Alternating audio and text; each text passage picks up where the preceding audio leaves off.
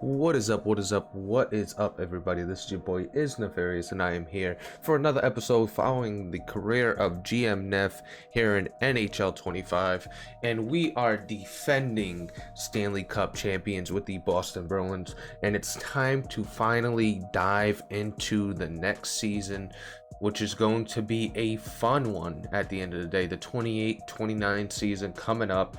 Can we defend? Can we become a dynasty? Because that's what we want to do. We want to become a dynasty in the end. We don't want to be a one-off champion. So taking a look at our top 5 prospects right now, we got Elton Hermisson. He will start in the AHL, and we'll show you a quick look at what he's looking like starting this season. So Elton Hermisson is looking like he's going to be pretty darn good. 80 overall at 20 years old. He's a right-handed shot, so he'll be an answer on the right wing. Right now, we got a couple of right wingers heading this team with Matthew Patras, but also David Pastrnak, which will, David Pastrnak will be with the team forever. Taking a look, he was a first-round pick, 11th overall. He's got pretty good skills with the puck, as well as a good shot, okay shot for a sniper. Says his player type is a sniper, but that's, shot is not great with the wrist shot power, slap shot power, and the accuracies as well. Seems like he's got really good hockey sense. He's got a good puck skill. The defense is really solid, too. He could potentially be like a two-way center, and we might even talk to him about making that career change based on what he's looking like. So let's talk to him real quick, and let's talk about his on ice play, and let's see if he changes his play style. I would like you to be a two-way center for us moving forward, because if we could have him play center, we got a couple centers in Zaka and Elias Lindholm, where we'll need some centers coming up. So let's see if he is able to do a two-way. He says no. That's especially with my current defensive game, but he seems like he's pretty good.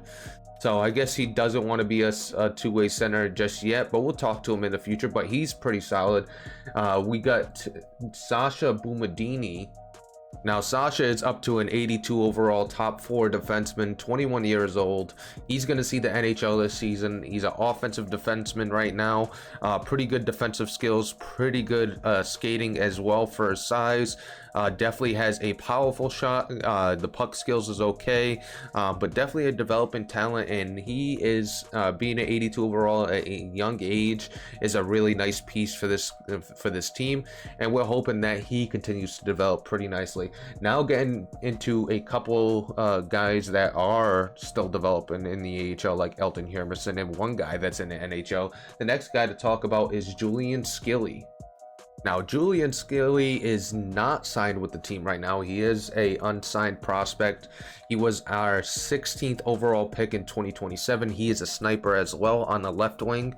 Still real low overall, 67 overall. He's a top 6 medium type of talent. The shot's okay. It looks like it's going to develop well. He's got okay puck skills.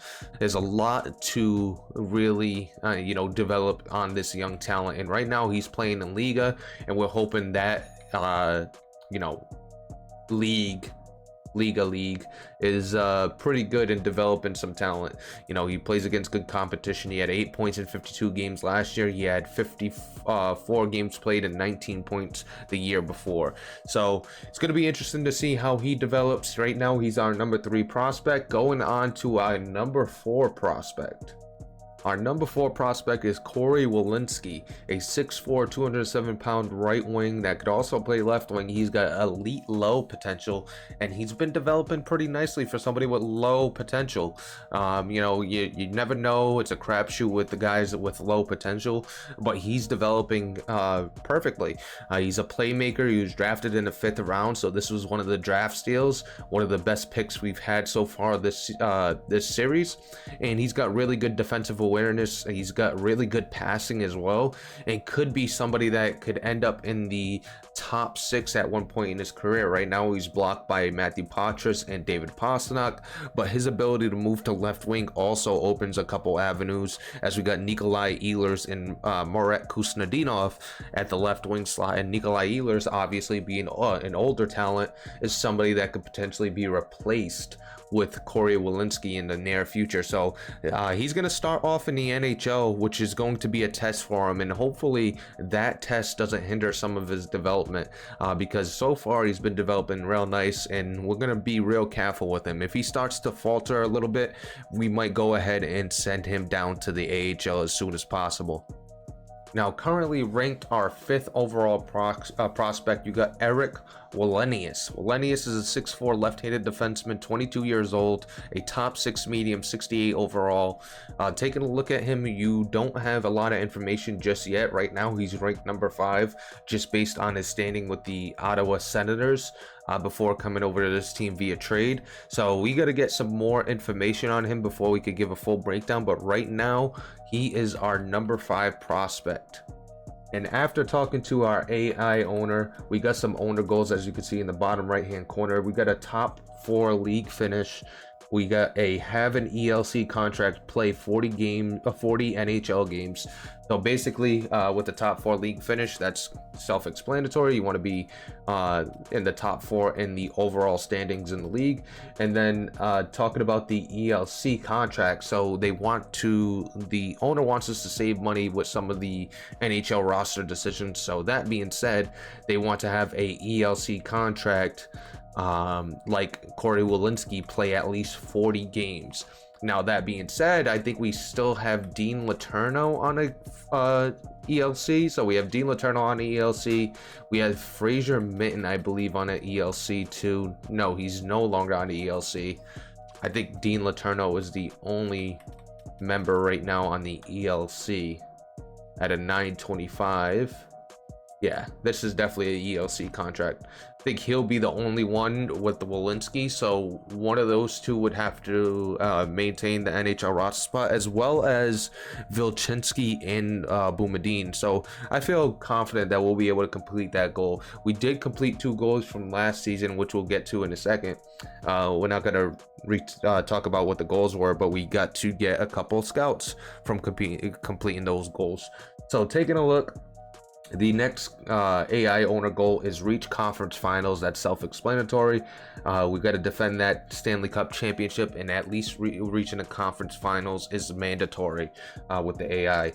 Taking a look at the last one, have at least $5 million in cap space going into the off season. So taking a look at our cap space right now, we got $13.735 million in cap space. So we could go out and get a big contract to add to this team, and then still have some cap left over to complete that goal. So I think we got a good set of goals where we could potentially reach them and add more scouts to our scouting staff. So speaking of our scouting staff, right now we got only 2, and we completed 2 more goals in last season for the AI, and as we complete AI owner goals, we get scouts.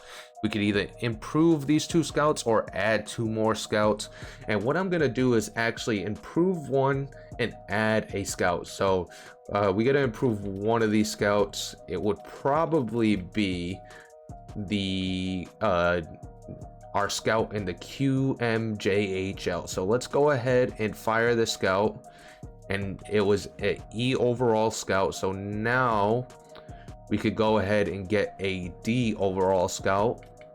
They even have those.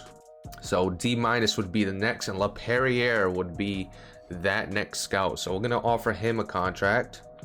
Hopefully they sign, and then we could add another scout. And I want to add somebody from Russia. I think that's a good place to get some scouting and potential. And I'm not pronouncing the last name. Turzumbayev.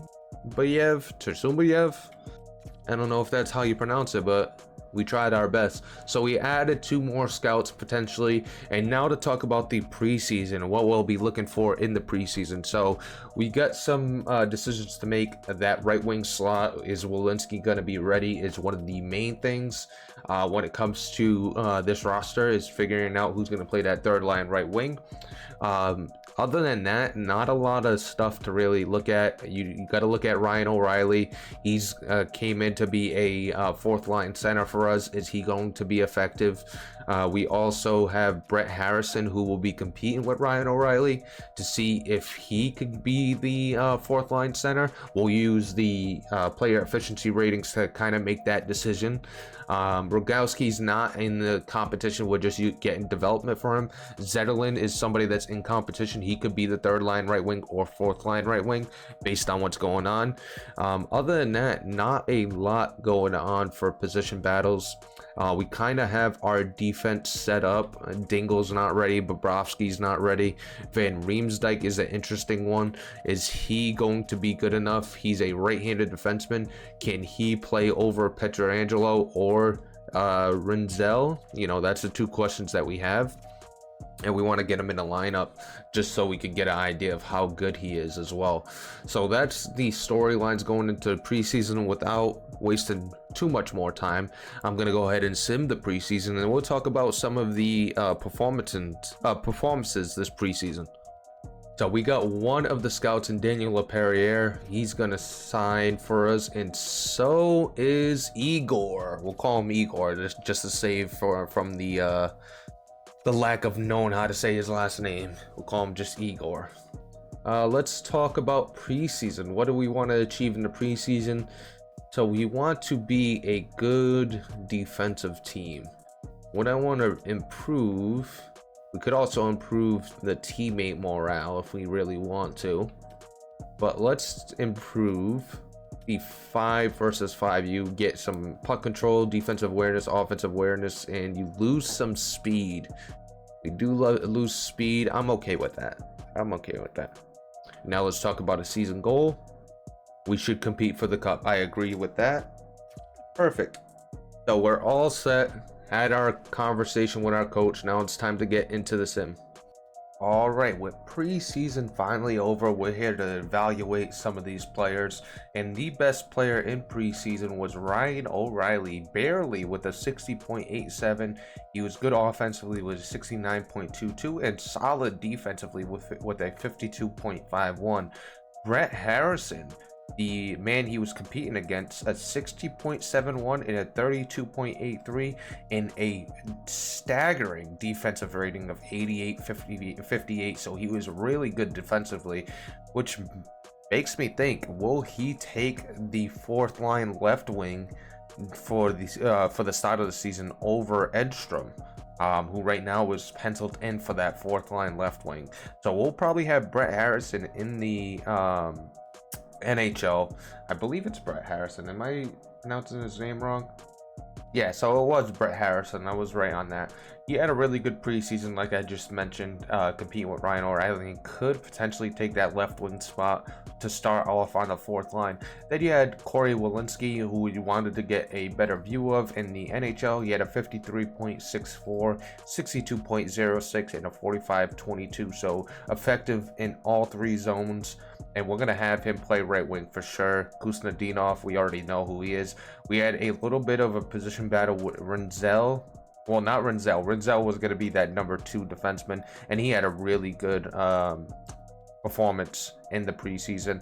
A 32.5 offensive, 61.07 defensive, and a overall of 46.79. And we paid a pretty penny to get him, a first-round pick and a third-round pick. This past off season when we signed him, we had to give to Chicago because he was an RFA. Other than that, you got Pietrangelo, who had a 36.4, 37.45 offense, 35.34 defense, so effective in all 3 zones out of defense. And then Travis Van Riemsdyk, who he was competing with, a 10.72 with a minus 2.52 and a 23.95. So he will definitely be starting in the press box come this season. So you'll probably see a three right-handed defensemen in Charlie McAvoy, Ryan Renzel, and then also Petrangelo. And on the left side, you're going to see Vilchinski, Boumediene, and then Hampus Lindholm right now. That's what the defense is going to look like. So those were some battles to talk about. Zetterlund, who was also in a battle with Welinski, definitely underperformed when it came to Welinski. A 38.31, a offensive rating of 48.89, and a defensive rating of 27.72. I think he's still in competition for that fourth line right wing, though. We got to see what our options are there, but a pretty decent showing in preseason for him. So preseason's wrapped up. Now it's time to get our full roster up to the NHL and then get our line set. All right, with the regular season upon us, here is the lines going into the season, and that top six is going to stay the same after a phenomenal year from them. Nikolai Ehlers, Elias Lindholm, and David Pastrnak. And then on the second line, you're going to have Matthew Poitras, Pavel Zacha, and Murat Kusnedinov. Third line is going to have Fraser Minton, Dean Letourneau, and Corey Welinski. Then you're going to have Zetterlund, O'Reilly, and Gaudreau as that fourth line, and hopefully that pans out. On the bench, you're going to have Adam Edstrom and then Brett Harrison. So Brett Harrison's going to be on the bench for now, and then Travis Van Riemsdyk's also going to be on the bench for the defense, and the defense is going to look like this: Hampus Lindholm and Charlie McAvoy, Sam Renzel and Sasha Boumediene, and then you have Artyom Volchinski and Alex Petrangelo as the final defensive pair. So that is what the team's going to look like defensively and offensively. In net, you're going to have Jeremy Swayman and David Riddick, and Jeremy Swayman having a Conn Smythe. I believe he ended up getting the Conn Smythe, if I remember correctly. Could go look at the awards. Pretty sure he got the Conn Smythe from his performance last year. Let's go to... Yes, he ended up getting the Conn Smythe as the MVP of the playoffs. So he was phenomenal, and hopefully he could carry some of that momentum into this season. I do want to do some stuff with this sim. I want to have potentially some game of the month's highlights, just to get a look at how this team's performing. Potentially maybe add a little of that to this series to bring some excitement. Let me know how you felt about it down in the comments. Also let me know how you felt about it when you watched the Stanley Cup run and how we did some highlights there as well. So potentially gonna keep doing that. If you don't like it, just let me know in the comments. If you love it, maybe I'll add more and more to it. But without further ado, it's time to get into the regular season and try to go back-to-back Stanley Cup champions with this Boston Bruins team. With the regular season ready to start, one of our major owner goals is to win the home opener. And that is the game we're going to spend some time and watch and have highlights of. That'll be the game of the month. And also we got to win 52 games and sell out the arena 39 times. So 52 games is actually the amount we won last season. So they want us to continue the same success we had from last season. So let's jump forward. We're going to jump over to the game against the Carolina Hurricanes, because that'll be our home opener. And we'll figure out if we're able to complete that goal. All right, some big injury news. Matthew Poitras is going to be out for a few games, it looks like, until October 25th. He suffered a strained hamstring, so not the end of the world. We're going to have the head coach replace the player. And we won our home opener against the Carolina Hurricanes. So we get $30,000 in funds to do some upgrades to the stadiums and things like that. So a big home opener when we get one of our owner goals out of the way immediately. So we're a month in and we're sitting here at 3-2-3, so not the greatest of starts. And we need to improve something, but we got to take a look at some of the player efficiency ratings and see where, this team might be struggling. So with a month into the books and some questions about this team at 3-2-3, it's still early on, but taking a look at some of the performances, Welinski has been phenomenal with a 94.75 offensive efficiency rating. He's averaging 2 points per 60 and 1.4 goals per 60. He's been really, really good good so far this season on that third line. Pasternak's Letourneau has been the second best with a 54.08. He's got a 45.46, not really doing much offensively, but defensively a 62.69, so really good from him. Minton as well has a 49.59. You got a 55.05 on offense and a 44.13. So that third line in terms of efficiency is 3 of our top 5, and actually our top 3 exactly. Then you got Zetterlund on the fourth line. He's got a 46.86 with a 60.69 offensive and a 33.02 defensive. And then Pastrnak, last but not least, a 46.85 with a 70.97 offensive, and defensively he's a 22.72, what we expect. And some of the storylines to pay attention to moving forward, Alex Pietrangelo's got a minus 2.33 offensive and a 37.7 defensive, so he's still doing his part defensively.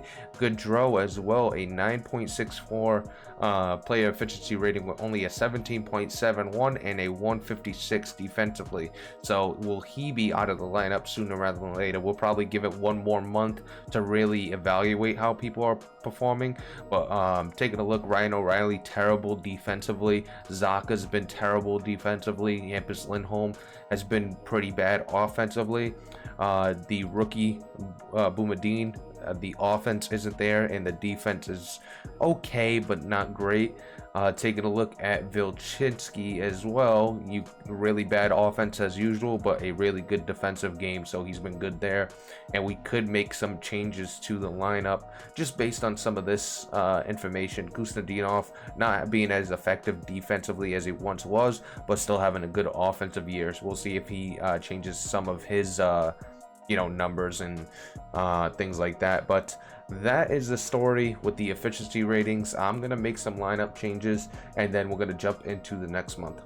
So some slight lineup changes that we're going to go with for this next month. I know I said after a month it's a little too early, but we are going to have Brett Harrison step in for Gaudreau with Ryan O'Reilly and Zetterlund on that fourth line. And then defensively, we're going to have Vilchinski move up to the second line and Boumadine drop to the third line. I think the pairing itself would be a little bit better based on play styles. I think Rinzel's got a more offensive game as an offensive defenseman that he could carry Vilchinski on the offensive side, and then same thing with Boumadine. He's got a offensive game that will complement Pietrangelo's two-way defensive game and defensive first type of game. So we'll see how these lines work out in the next month, and hopefully after a 3-2-3 start we get a better performance from this team fully. We got a big injury at the end of this month. We're gonna miss Hampus Lindholm for at least a month, as he's going to be injured till January 4th, 2029. So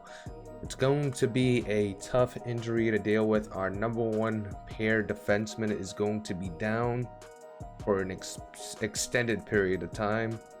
That being said, we also have Pietrangelo down, who's going to be out until the first week of December. So now we got to call somebody up. So let's go to roster moves and let's see who we're going to call up.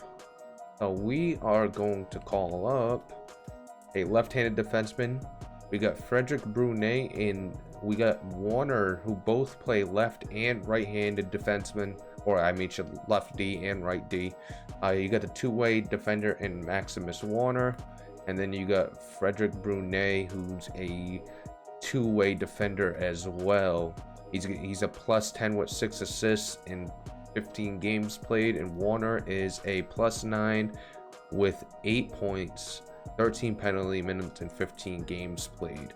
So that being said, I think Maximus Warner is somebody that deserves to be called up, so we're going to call him up. Maximus Warner is going to the NHL. He'll play that first line left pair defenseman, and we'll see how well he performs there. So until Hampus Lindholm returns, Maximus Warner is going to play on the side of Charlie McAvoy. Vilchinski and Rinzel are going to be number 2, and then you're going to have Boumadine and Van Riemsdyk until Pietrangelo comes back as the third defensive pairing. And Van Riemsdyk is a quote-unquote 71 overall. So far this season, he's a +5 with 3 points, so performing pretty well. Not too mad at the performance from him. And let's finish up this month's sim, and then we could jump into some of the stuff that's going on. So with 2 months down, your Boston Bruins are 16-4-3, 9-1 in their last 10. We are first in goals for per game with 3.04, second in goals against with 1.07. We're first in power play with a 21.5 power play percentage. Our penalty kill is fourth with a 93%, and David Pasternak's leading the team in points. We are number one in our division with 35 points, 2 points ahead of the Panthers right now. And then taking a look at some of the point leaders, defensive points, you got McAvoy with 16.